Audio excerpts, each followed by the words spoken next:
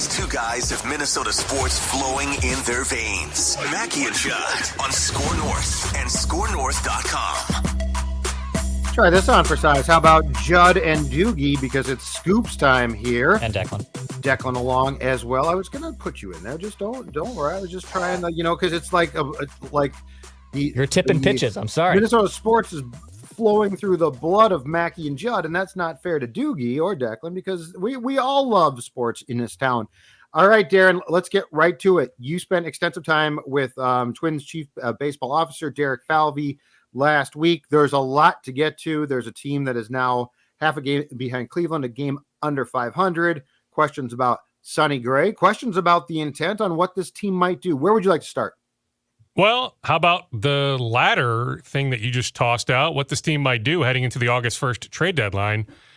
Regardless of what the record is right now, Judd, they are going to buy. The question is, how aggressive will they buy? Heck, I just saw a quote from Nolan Arenado, who I think would fit in very well here, who says, hey, it's possible I may get shipped out, right? We wonder about Paul Goldschmidt. I will be surprised if the Twins make an all-in move like Arenado, like Goldie here in the next few weeks, but I do expect them to be pretty aggressive in adding a righty bat and at least one reliever. I was with Derek Falvey, as you mentioned, for a good 25 to 30 minutes, about 18 minutes on camera, then a little bit off camera, before the series opener on Friday against Baltimore. So at that point, things were a little bit more, I don't know. Hunky-dory. Yeah, that's a good way of putting it, right? Thank you. Yeah. There was a little bit more optimism, right? Then they get spanked over the weekend. But the way you look at it, Judd, is they still think there is a pathway to not only making the playoffs, but then being that 3 seed, hosting the first round of the playoffs at Target Field, that they have the easiest remaining schedule in the game. Now, if you continue to play like this, who the heck cares who you are playing? We all understand that. But from their standpoint, they feel like that they can still do some damage the rest of this year. Whatever you think of the Guardians, they can't score. And I get it. They don't strike out. The Twins are still on pace to set a major league record for strikeouts. The Guardians are the opposite. They don't strike out, yet the Twins still have scored more runs than the Guardians, although it's close. I mean, the Twins right now are 24th in the majors. Cleveland is what, 26th or 27th? I think everybody would agree the Twins pitching staff is better than Cleveland's. Not that Cleveland's isn't good, but the Twins is really, really good. So I know you're calling for Rocco's head. Yeah, I know you're calling for a Sonny Gray trade. Yeah, but I just don't sense either is happening anytime soon. What was your reaction then on Sunday, I think, before the game in which the Twins got spanked by the Orioles, gave up, 15 runs?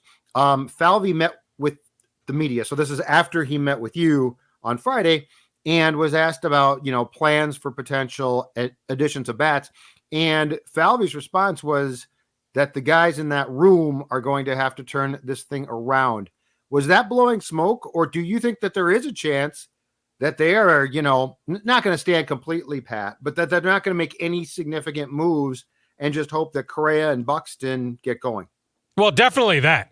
I mean, Derek said it multiple times, turned a corner on some different questions I asked about, hey, we will go the rest of the way as Buxton goes, as Correa goes. He also threw Max Kepler and even Jorge Polanco into his answer. So I do not foresee any sort of significant move, but can I see them bringing in an Adam Duvall type, Candelario from the Nationals, somebody like that, a righty bat that can help? Yeah. Yes, but that's where I pause on some big move, like an Ohtani type move, a Goldschmidt type move, an Arenado a Declan type move. Sure. Yeah. Absolutely. I mean, that's where I pause big time. But I do think when you look at their lack of success, from the right side of the plate against some of these lefty pitchers, I mean, the lineup overall can use help, right? But specifically, if you look at OPS, all that stuff, all the metrics, right, that they can use another righty bat. So I certainly got the sense leaving that conversation on Friday with Falvey that very much is on his radar. They were in conversations with Kansas City about Aroldis Chapman a couple weeks ago before he went to Texas, but it never got to the point of the Royals asking the Twins for certain prospects. talks never got, even an inch off the ground, but the Twins certainly had dialogue with Kansas City. But I'll also tell you, my sense is the more the Twins researched Chapman, there was some pause on Chapman, the person. Like, is that a guy you want to bring into your clubhouse? Plus, there is a sense that Kansas City, even though the Twins and Royals connected on the Michael A. Taylor trade, that took a long time. Like, that took months, right? I mean, we look at that trade and say, pretty minute, all things considered, even though Taylor's had a pretty big impact the way this season has played out. But in the moment, it was like, okay, that's not that big of a deal. Well, that took months. That J.J. Piccolo, who runs the Royals front office, is very old school in his approach, not big on making trades within the division. Plus, one of the prospects, I don't have the names in front of me. They got two guys from the Rangers organization, but that one of the guys is a guy they absolutely targeted. So that was a specific target from the Rangers organization. So that's how the Rangers and Royals came together on that transaction. But that just points to the Twins are definitely interested in adding a reliever in the next couple weeks.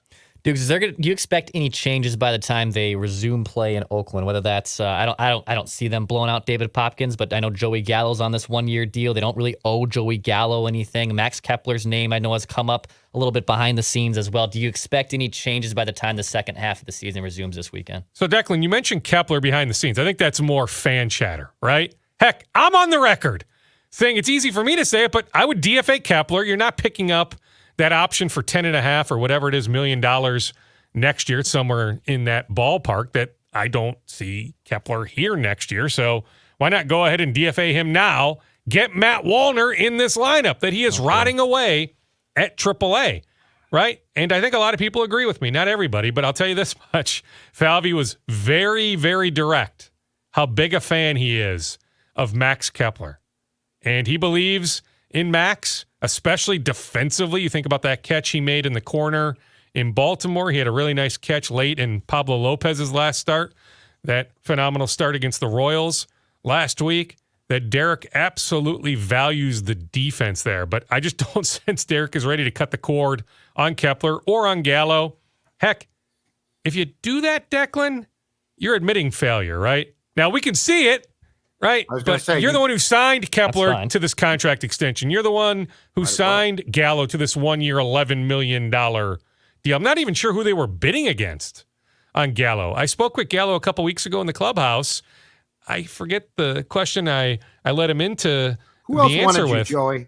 But he was like, yeah, I really didn't have much of a market. I mean, at one point, the Blue Jays kicked the tires. The Rockies were said to have some interest. But I'm not even sure who the Twins were bidding against to have to give him $11 million. Now, in the moment, I'll admit, I thought the Gallo signing was a good one. That he had this every other year thing going. He was really good in 19, not so much the condensed season in 20. Really good in 21, not good in 22. So I thought maybe the pattern would continue, that he was due for a good year, odd number year, 23. But that hasn't played out. But I'm just telling you, Declan, I just don't get the sense that they are ready to DFA Gallo or Kepler. So I'll be surprised, but it's certainly on my radar. Trust me, because Matt Wallner needs to be in the lineup now. Is Trevor Larnach still third on the team and runs batted in? And I get it, runs batted in is a product of having opportunities, guys on base. But is Trevor Larnach, can you look that up, Declan? Is he still third? He's probably on the team in RBIs. Miranda, I think, is still up there in terms of at-bats and whatnot, too. So, yeah, I mean, I'd love to see both those guys in the Twins lineup. I really would Friday in the Bay Area against Oakland. But no, there's no steam on that. But trust me, it's very much on my radar. Maybe I'll have a different answer for you on Thursday. But right now, no. Matt Wallner, I can tell you personally, doesn't have any sense that he's rejoining the Twins anytime real soon. He's got to be going crazy, too, because he has been gone through an incredible stretch. So, Dukes, on Sunday during the first couple innings of the game, I saw my former Star Tribune colleague Jim Souhan go off and talk to Joe Pohlad. And I thought Joe Pohlad had some pretty interesting comments about patience, lack thereof. Very un-Pohlad-like compared to Jim or probably Carl as well. What did you make of that? And what do you sense now from behind the scenes is transpiring here? Because I will say this. Joe Pohlad, my guess, watches Falvey a lot closer and on a daily basis than Jim did. And Derek, to what you're you're saying, and this is a pattern, is incredibly stubborn. Like, he doesn't like to admit mistakes. Sports is all about mistakes and then trying to cut bait. Derek doesn't do that well. What's your sense as to what is transpiring here as we now have Pohlad in charge, who probably is a lot more of a baseball operations type of guy, as opposed to guys who, as Patrick said, worked in a bank with Carl, or Jim didn't have an office at Target Field. Joe Pohlad does. Yeah, I mean, Joe is there on a regular basis. You're right. He has the office at Target Field. He spent time in the last couple of years, specifically in the baseball operations department. So he has a real good feel of how things operate. I did see those comments. Heck, I put a request in for Joe. I ended up talking with Derek on Friday, but I thought, hey, I was trying to fill some TV time, my anchoring duties, my TV duties on Sunday. So I was looking for an extended conversation. So I put a request in. I said, hey, if Joe's available, would take him. If Derek's available, Thad, somebody higher up. I ended up with Derek, which was plenty fine. I appreciate the Twins for making Derek available. But Joe was on my radar. So good get by Jim on Sunday. I still need to see the actions to back up those words. I'm just telling you, Judd. Like, you see the Yankees cut the cord on their hitting coach. They bring in Sean Casey, one of my favorite people. I haven't talked to Sean in a while, but got to know him after he took the MLB Network job. Love Sean. Yep. And he's got the history with Boone, going back to when they were teammates and all that. I just don't sense Popkins is in trouble. I really don't. I'm not saying maybe it doesn't get to that point. I'm not ruling it out, but I'm just saying right now, no. And so Joe can say everything he wants to Jim, right? But until the actions back up the words. And I get it where you're coming from, Judd. I respectfully disagree on the idea of firing Rocco, but that hasn't even entered the stratosphere of thought over there at Target Field. Dukes, what's the plan with Dallas Keuchel? I know you caught up with him at AAA in St. Paul last week as well. Is the plan for him to eventually be on the big league roster? If they do trade Sonny Gray, obviously you can maybe make the case that, hey, slide in Dallas Keuchel, a former Cy Young winner. What's the long-term plan, I guess, with Dallas Keuchel? Nothing going on the Sonny Gray trade front. Like, Declan, the way that thing is trending is they'll ride this thing out because they do have that easiest remaining schedule that they feel like, hey, we can still do something in October with this pitching staff. And hey, season ends. We extend Sonny a qualifying offer. If he wants to accept it, we'll happily take him back in 2024, approximately $20 million on a one-year deal. The Twins would love to have Sonny Gray back in 2024, 1 year, $20 million. I would imagine he would say no to the qualifying offer, enter unrestricted free agency, sign elsewhere. The question is, can he get that Chris Bassett contract that he got from Toronto, 3 years, $63 million, but that he would get a multi-year deal, leave the Twins get a pretty good draft pick right after extending him the qualifying offer. But there isn't any trade steam. What I can see happening is Dallas Keuchel has an opt-out at the end of this month. Bailey Ober has been phenomenal, but he could use a rest at some point. If you look at his previous workload, innings pitched, pitches thrown, that you could skip him a turn in the rotation or go for a stretch with a 6-man rotation. But I think more likely 5-man, skip Ober, give him a little rest because you want Bailey at his best September into October. So the way this thing is trending, the walks are concerning, but the way this thing is trending is the Twins will give Dallas Keuchel an opportunity before that opt-out at the end of the month. Interesting stuff. More Twins, or should we go on to Timberwolves, Dukes?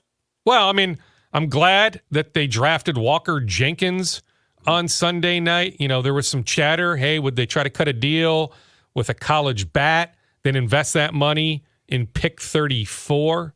Well, they went with Walker Jenkins. This was a consensus top 5.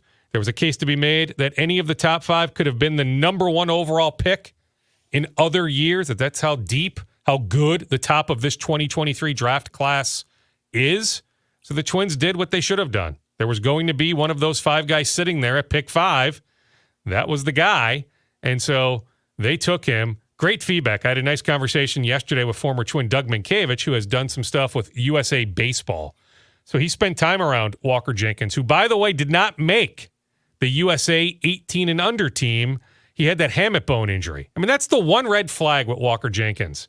Hammock bone injury, hip issue. Oh, great. Can he just find a way? Issue? Yeah, to stay healthy. How does a kid have a hip issue? Yeah, nothing over the top, but yeah, I mean, there's been a couple injuries there along the way. He's more a right fielder or corner outfielder, probably right fielder compared to center fielder. I sense the Twins feel that way, but they're not going to put a cap on exactly what position he is right now. Look for him to get about the slot. The slot for pick 5 is just over $7 million. He's got Scott Boras as his representation.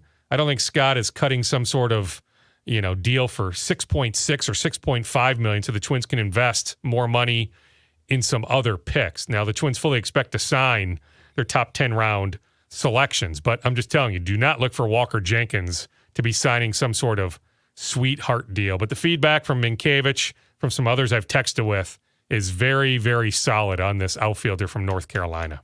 Dougie hates the Twins now, though, man. Very bitter at the Twins. Well, it depends. I mean, he's still very close with LaTroy Hawkins. Oh, with players, some others. I'm saying the current administration. Yeah, I mean. Yeah, it's not good. I'm sure he'd love a job, right? I mean, like, he wants to coach full time. He told me he's going back to school to get his degree so he can coach in college. You need to have that college degree to coach in college. So that's where his mind is set right now. Yeah, I mean, I don't think there's like bad blood or anything. The tweet that I put out that ripped the Twins. Yeah, well, jumped in there right away. Yeah. So. Well, that's the beauty of Doug, right? I mean, he's unfiltered. I put the quarter in the machine, let him go. But because LaTroy is on the Twins payroll, yeah, I know, and LaTroy's one of his guys. Like, I don't think he's going to go nuclear on the Twins anytime soon. I did preface the conversation with Doug by saying, hey, I won't ask you about A-Rod. And he started chuckling, right? Because there still remains some bad blood there with Alex Rodriguez. Well, I said, hey, I don't need anything from you on A-Rod, so we'll steer away from that topic. And he got a kick out of that. But always fun to catch up with Mr. Minkiewicz. Timberwolves, what can you tell us about the team they've now played, if I'm not mistaken, 2 summer league games, correct? They have, yeah. I mean, I think, like, news-wise, I don't think this has been reported. I may have put it on Threads. I am now on Threads, although I'm still getting used to Threads. Yeah, don't have many followers on Threads, so, who the heck knows who saw this. But Anthony Edwards' 5-year contract, by the way, straight 5-year contract. There's not a player option in the 5th year. I think I mentioned that last week, but I still was getting some questions in my Twitter feed, not my Threads feed, but my Twitter feed the other day about that. It is a straight 5-year deal. But anyway, the contract contains a 15% trade kicker. Oh. So if Anthony Edwards gets traded, it becomes a bit more complicated. So that's another wrinkle with the contract. I mean, I think the thing you look at with Summer League is you hope that Wendell Moore Jr.'s knee is okay. Sat out last night, some soreness with the knee. I'm led to believe that's nothing over the top serious, but the fact that he couldn't play. I mean, you see the athleticism with Josh Minot. You can see, the motor he plays with, that there may be a pathway to him being in the rotation this upcoming season. Then you watch Leonard Miller. Like, there's a lot to like, but I'm not going to go all in on Summer League. I remember a Summer League at Target Center many, many years ago. Skidishvili, right? There was a player that the Wolves had, Skidishvili. I remember the name. Yes. Right? And he lit up Summer League. There's other examples of guys blowing up in the summer. But the Williams kid, can you make a case for him being worthy of a 2-way? I mean, whether it's with the Wolves or someone else. I mean, right now the Wolves have Luka Garza, Jalen Clark, and they did extend Matt Ryan a qualifying offer on the 2-way. But could you make a case for the Williams kid, the guard, for getting that last 2-way, cutting the cord on Matt Ryan? I also think there's a chance eventually the Luka Garza contract gets converted to a standard deal. That right now it's a 2-way, but don't be surprised if eventually, not immediately, but eventually that does get converted to a regular NBA contract. What's the latest with Jaden McDaniels? Do they want to lock him up before the season starts? I guess what is the latest contract negotiations with him? They do. Yeah, absolutely, Declan. I'm glad you asked that, but I put something out about 7 to 10 days ago that it was still going to be a while, that nothing was imminent. Now, as we sit here 7 to 10 days later, nothing has moved on that front. Not like the deadline is next week or early August. I mean, they still have months to get it done. But yes, they would like to sign McDaniels to a contract extension before the deadline in, I guess it would be right next to opening night, right in that vicinity, somewhere first, second week of October. So still plenty of time to get it done. But yes, that's still very much on their radar. But talks have not gotten serious to this point. All right, sir. What else? In fact, I meant to ask you because we talked about this, I think, last week. Is there any update on Matthew Dumba, who, unless I've missed it completely, still has not signed? And I keep getting tweets back. It's no surprise he sucks. He doesn't suck, first of all. Second of all, yes, he had some struggles here, but he is a right-handed shot defenseman. He's going to get paid. Is there an update from your sources on where things stand with a guy who I still think is gone from here, but he's going to sign a pretty good contract elsewhere? Yeah, I mean, that theme holds true as we transition to hockey, as I go back to basketball briefly, with Jalen Noel of the Timberwolves. Okay. That people think he's still on the market. So what's going on there? No, he's not coming back to Minnesota. On him, they're waiting out this Damian Lillard situation. That there should be an opportunity once that roster move takes place that, okay, if Damian ends up in Miami, but Miami sends out 3 or 4 guys, then Miami has some roster openings, or maybe Philadelphia. So Jalen Noel very much in a holding pattern until Damian Lillard gets moved. One other quick Wolves note, the Wolves had representation. A lot of free agents end up working out in Vegas during Summer League. So sure. Ben McLemore, some other guys were in the gym yesterday. Matt Lloyd from the Wolves front office had representation at that free agent workout with Ben McLemore, a couple other guys. All right, on Dumba, continuing to hear the same thing, that Arizona would love to wrap up a deal. They would have loved to wrap up a deal with Dumba late last week. They would love to sign him today. But the Coyotes sense that Dumba continues to wait for another team to create cap space via trade. Once they create that cap space, he will then sign. So there is no evidence to suggest that things will change here, that he'll end up back in a Wild uniform. I suppose never say never as long as he is still out there. But the thought is he's going to end up somewhere else. But at this point, not Arizona. So is that Dallas? Is that Colorado? Is that Toronto who kicked the tires early in the process? San Jose. I saw speculation it's the Sharks. Maybe. I've not heard that, but I'll defer to you on that. But that at this point, Arizona has tried for so long, going back many days, that if he were to go to Arizona, the deal probably would have been done by now. Dex, got anything else? Nope. I was about to say, any other final scoops you got for us, sir? Yeah, so Dalvin Cook continuing to wait out, the right financial offer. I mentioned early in the process that the Jets were a team to watch. Also mentioned the Cowboys. Don't necessarily see him in Dallas, but I know there were conversations, at least internally, in Dallas. Like a lot of people say Miami, and Miami wouldn't surprise me, but at this point, I'm starting to wonder if he ends up with the Jets. Correct. So that's why I'm wondering don't really need the Jets. The Jets definitely showed interest early on. Okay. And so with the Jets being all in, I would say keep an eye on the Jets. I was with Kyle Rudolph, our buddy Rudy, this morning at his camp at Providence Academy in Plymouth. He is at peace if this is it, that the phone hasn't rang. I mean, he feels like he can still play if a team wants to call. Heck, he'd love to join a team in mid-August, not at the start of training camp, but of course, halfway through training camp into the preseason. So he's staying in shape. Told me physically he feels pretty darn good, but at this point he's very much at peace if this is it, if he has to retire. Hey, I got a question too on the Lynx, who I think you went to see today as well. I was there, yeah. What the hell happened? I thought that they were on perfect trajectory to get Caitlin Clark or Paige Beckers. This was a dumping clinic. They were tanking. It was a clinic. What happened? They're like 500 now. They've totally turned things around, and they ain't going to get one of those players. Well, what happened was Seattle, Los Angeles, Phoenix have taken that approach, right? That the Lynx aren't quite bad enough, as bad as those teams. But there is clear separation. I asked Cheryl about this. I asked Lindsay Allen, Nafisa Collier. So you lose to the gold standard on Sunday, Las Vegas, right? And Las Vegas is an offensive juggernaut. Yeah. That the Lynx's defense wasn't all that bad on Sunday. The Aces are just incredible shot makers, right?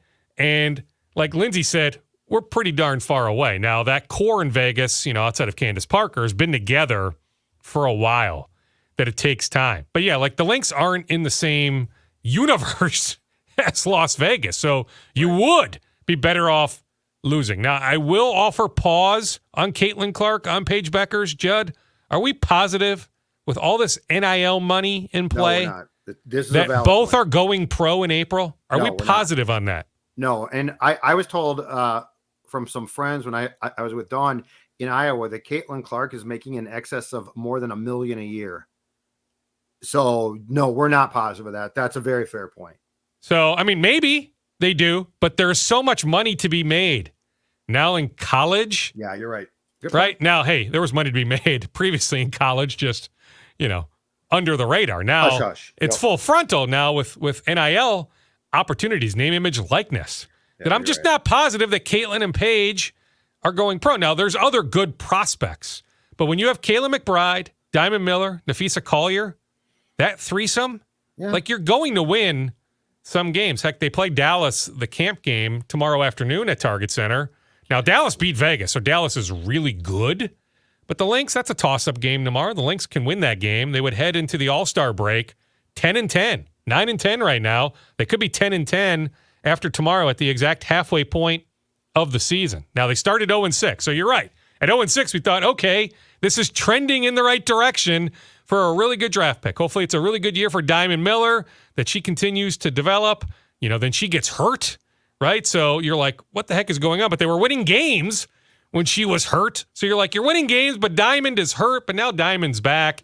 She looks really, really good. She hasn't missed a beat since missing those 8 or 9 games with that ankle injury. But yeah, I'm just telling you, Judd, I mean, they have enough easy games remaining on their schedule that I don't know if they finish 20-20, but they can finish with 16, 17, 18 wins, that there's going to be 3 or 4 teams below them. So yeah, it hasn't maybe worked out how some fans had hoped it would work out. All right, Dukes. Thanks. We'll talk to you for more scoops on Thursday. Declan, tell the people what they need to know. Yeah, hit that subscribe button for daily Minnesota sports entertainment on Mackey and Judd. We'll be back with Dukes on Thursday. Write that down. Predictions coming up also tomorrow.